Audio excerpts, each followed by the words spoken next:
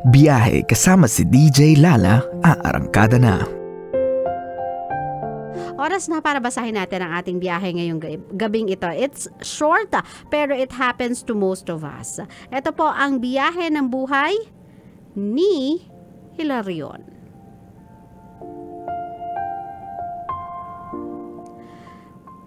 Hi DJ Lala. Matagal na akong nakikinig sa'yo. May ipapapayo sana ako. Paano po ba manligaw? Kasi ako po ay single since birth. Gusto ko lang makakausap na girl. Sana matulungan mo ako sa problema mo. Problema ko pala. Salamat and God bless sa'yo.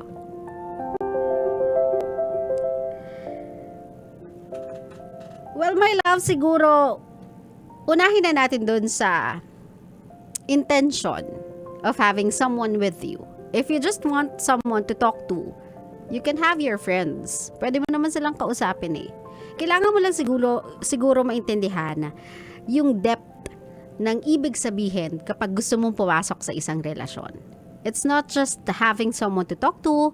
It's not just gonna be as plain as having someone to go with you sa mall, makakadate mo tuwing Valentine's Day. It's a lot more than that. It means a lot more than that. Paulit-ulit ko nga sinasabi sa programa natin, my love, kapag nagka-jowa ka, you are entering yourself to a commitment na merong responsibilidad. You are now responsible sa isang tao. Not entirely, my love.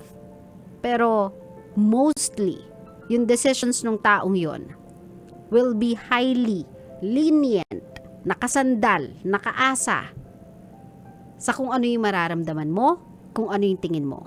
Kasi para sa taong yon na you are gonna enter that relationship with, your opinion will be of the highest value. Yung pagsasama ninyo will be on the top of that person's priority. Whether that person like it or not, it's gonna be that way. Kahit ba sabihin mong yan ay puppy love, high school love, college love,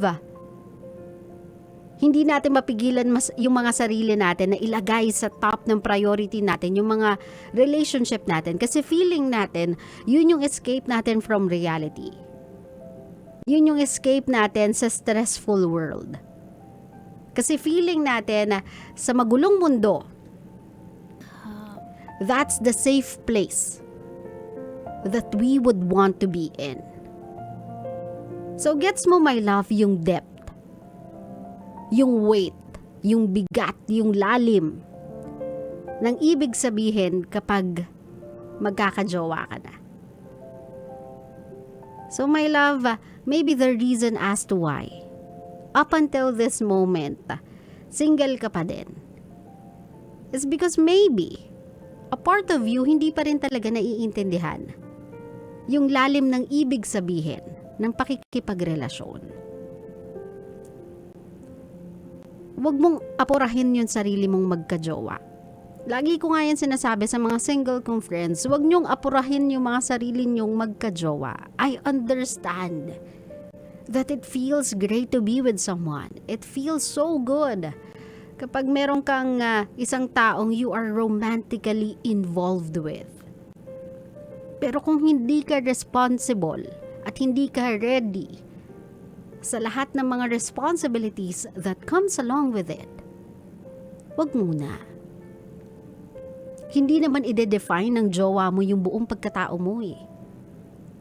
Unless you are so sure of yourself na with or without jowa, you'll never change your focus sa goal mo, you'll never love yourself any less, hindi ka mawawala sa duration ng pakikipagrelasyon mo, yung pagkatao mo hindi magbabago, that will be intact unless sure ka na yun na yung estado mo. Then you are ready to have one. And again, once you're ready, I don't know how, I don't know when, none of us do, pero ibibigay na lang sa'yo ng higher power, yung tamang tao na makakatanggap ng lahat ng yan. Do not be so sad na wala ka pang jowa, do not be so sad. Na wala ka pang someone to call babe, someone to call love, someone to call honey.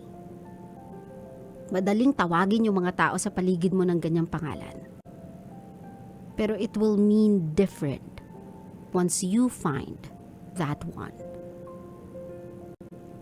And once you do, I tell you my love, once you are ready, it will be given to you. Naiintindihan mo ako, my love?